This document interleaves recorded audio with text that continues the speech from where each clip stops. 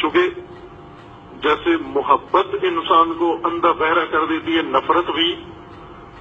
مجھے لگتا نہیں ہے کہ کسی پاکستانی شیعہ نے کم از کم معاویہ کی زندگی کا مطالعہ کیا ہو نفرت کی وجہ سے. وہ اس قابل ہی نہیں سمجھتے کہ چھوڑو اس کو، ہم کیا پڑھیں. لیکن پڑھنا بہت ضروری ہے.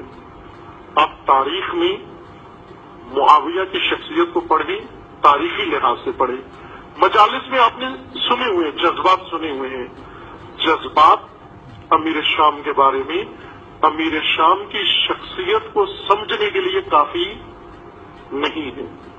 آپ کے دلوں کے اندر نفرت انگیز و نفرت آمیز احساسات ہیں، لیکن یہ ایک شخصیت کو سمجھنے کے لیے کافی نہیں ہے. وہ شاید کہ رکاوٹ بھی ہیں. کیوں کہ ان احساسات کی وجہ سے ہم مطالعہ کو ہی نہیں. اگر کوئی دے بھی کتاب کہ یہ کتاب لو، یہ امیر شام کی زندگی کے بارے میں ہے، پڑھو، پھینک دیں گے، کہیں نہیں پڑھتے. اس کو پڑھیں ہم. بے شمار قوم تو بے شمار کرتی ہے، وہ تو پڑھتی نہیں ہے. شمار نہیں کرتے کسی کو، بے شمار کرتے ہیں. عزیز من، اگر المیہ سمجھنا ہے، اگر آپ نے اس ٹریجڈی کو سمجھنا ہے، کربلا کو سمجھنا ہے، عاشورہ کو سمجھنا ہے، ان کرداروں کو تاریخ کے آئینے میں جا کر پڑھو.